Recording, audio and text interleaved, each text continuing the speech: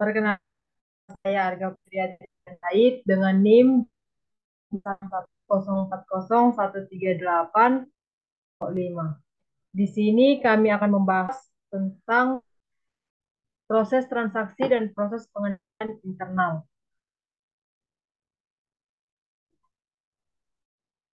Pemrosesan transaksi dan proses pengendalian internal. Yang pertama, kebutuhan akan kontrol. Yang kedua, komponen dari proses kontrol internal. Yang ketiga, kontrol pemrosesan transaksi. Yang keempat, analisis dari proses kontrol internal. Satu, kebutuhan akan kontrol. Kontrol dan penyingkapan. Kontrol dibutuhkan untuk mengurangi penyikapan atau expose. Sebuah organisasi adalah subjek beragam penyimpangan yang bisa memiliki sebuah efek kebalikan atau profesionalnya atau bahkan keberadaannya yang dapat hidup terus. Penyikapan sebuah organisasi kepada jenis kejadian yang tidak diinginkan adalah kerugian keuangan potensial organisasi dikali kemungkinan terjadinya kejadian tersebut. Penyikapan umum. Yang pertama, biaya berlebih. Yang kedua, pendapatan tidak sempurna. Yang ketiga, kehilangan aset. Yang keempat, akuntansi tidak akurat. Yang kelima, interupsi bisnis. Yang keenam, saksi undang-undang. Yang ketujuh, kerugian kompetitif. Yang kedelapan, penipuan dan penggelapan. Yang kesembilan, penipuan dan kejahatan atau kera putih. Yang kesepuluh, akuntansi forensik. Yang kesebelas, keseriusan penipuan. Yang kedua belas, berpotensi pemrosesan komputer dan penyikapan. Yang ketiga belas, aset pemrosesan data. Tujuan kontrol dan siklus transaksi. Ada 4 siklus umum di aktivitas bisnis. Yang pertama, siklus pendapatan. Kejadian yang berhubungan dengan distribusi barang dan jasa ke entitas lain dan berkumpul dan kumpulan pembayaran yang berhubungan. Yang kedua, siklus pengeluaran. Kejadian yang berhubungan dengan akuisisi barang dan jasa dari lain dan menaikkan dan penyelesaian obligasi yang berhubungan. Yang ketiga, siklus produksi. Kejadian yang berhubungan dengan sumber daya menjadi barang dan jasa. Yang keempat, siklus keuangan. Kejadian yang berhubungan dengan akuisisi dan manajemen dana modal termasuk kas. Setiap siklus transaksi akan memiliki penyikapan. Manajemen harus mengembangkan tujuan kontrol rinci untuk setiap siklus transaksi. Tujuannya agar memberikan sebuah dasar untuk analisis. 2. Komponen dari proses kontrol internal. Kontrol internal adalah sebuah proses yang dipengaruhi oleh jajaran direktur entitas, manajemen, dan karyawan lainnya dirancang untuk memberikan jaminan masuk akal mengenai pencapaian tujuan dalam kategori berikut. A. Pelaporan keuangan yang biasa bisa diandalkan. B. Efektivitas dan efisiensi dari operasi. C. Pemenuhan hukum dan peraturan yang berlaku. Proses kontrol internal organisasi terdiri dari 5 elemen. Yang pertama, lingkungan kontrol. Yang kedua, penilaian risiko. Yang ketiga, informasi dan komunikasi. Yang komunikasi dan monitoring. Konsep kontrol konsep kontrol internal didasarkan pada 2 dasar pemikiran utama, tanggung jawab dan jaminan yang masuk akal. Pengaruh eksternal mengenai entitas dan kontrol internal. Banyak organisasi yang merupakan subjek untuk persyaratan undang-undang khusus yang dibuat oleh otoritas hukum atau peraturan. Sebuah organisasi harus menjamin bahwa aktivitasnya berada sesuai dengan hukum dan peraturan yang dibuat oleh orang yang memiliki kewenangan atas sebuah organisasi dan operasionalnya. Hukum, peraturan, dan pernyataan dari agenan demikian adalah faktor utama dalam sebuah proses kontrol internal organisasi. Dampak dari lingkungan bisnis atas kontrol internal.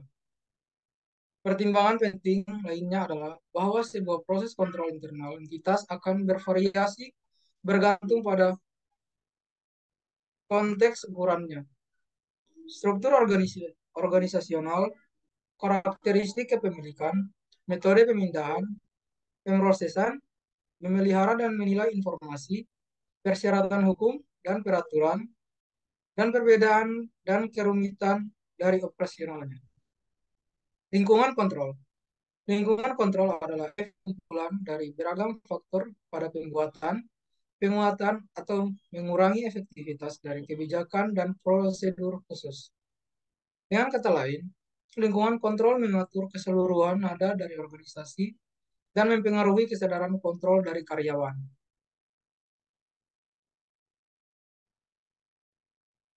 A. Nilai integritas dan etika. Banyak perusahaan telah mengambil kode tingkah laku etika yang menyebutkan bimbingan untuk melakukan bisnis dalam era dengan maaf, bisnis dalam cara yang etis. Selain itu, banyak yang berpendapat bahwa setiap perusahaan memiliki budaya perusahaan mereka sendiri dan bahwa budaya perusahaan inilah yang mempromosikan atau merintangi perilaku etis. B. Komitmen untuk kompetensi. Mutu dan kompetensi karyawan memastikan kemampuan perusahaan untuk menjalankan proses kontrol. C. Filosofi manajemen dan gaya operasional.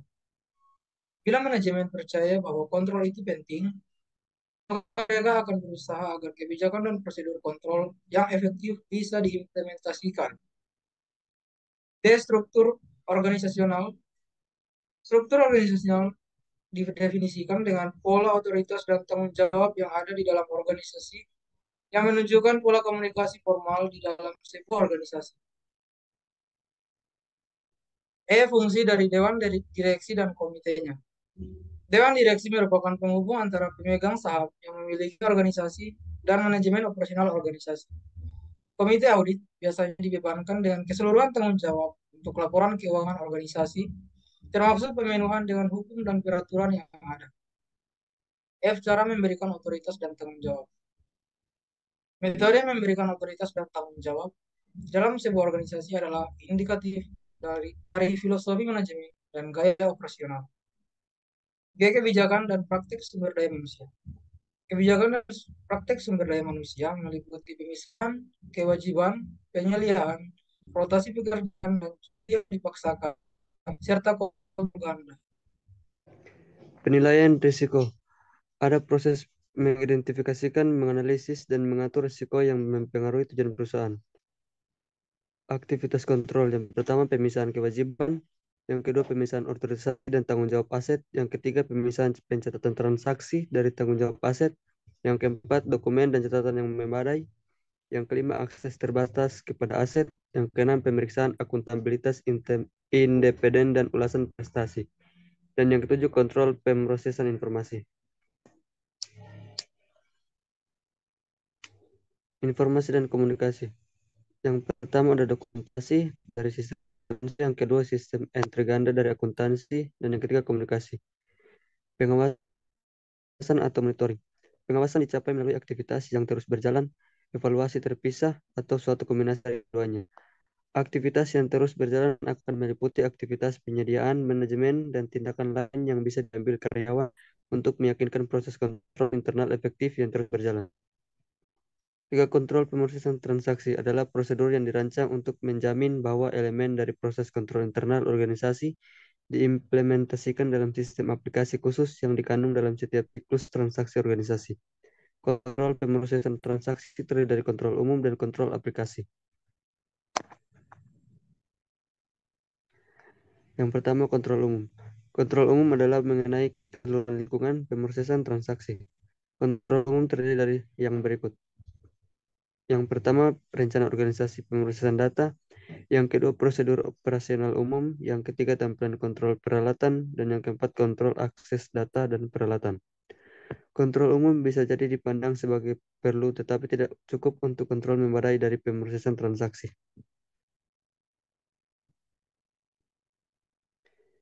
B. Kontrol aplikasi. Kontrol aplikasi adalah khusus untuk aplikasi individual. Kontrol aplikasi dikategorikan menjadi kontrol masukan, pemrosesan, dan keluaran. Kategori ini sesuai dengan langkah dasar dalam siklus pemrosesan data. A. Kontrol masukan dirancang untuk mencegah atau mendeteksi kesalahan dalam tahap masukan pemrosesan data. B. Kontrol pemrosesan dirancang untuk memberikan jaminan bahwa pemrosesan dimaksudkan. C. Kontrol masukan dirancang untuk memeriksa bahwa masukan menghasilkan dan didistribusikan dengan tepat. Preventif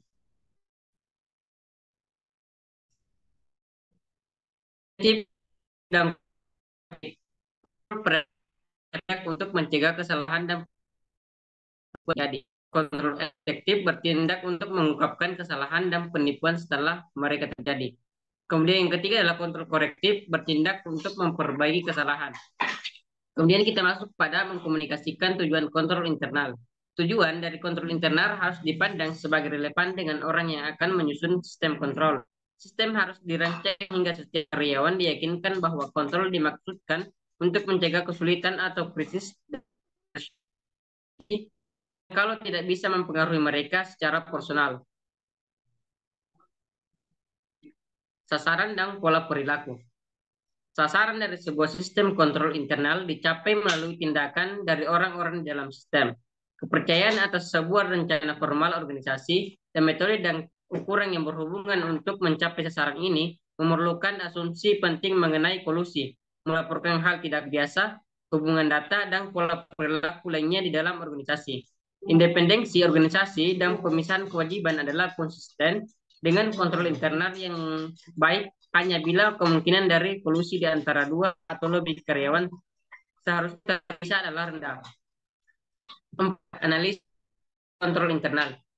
Analisis dari sebuah proses kontrol internal membutuhkan sebuah pemahaman proses dirancang dan saat benar-benar proses sebenarnya bisa atau tidak bisa sesuai dengan harapan.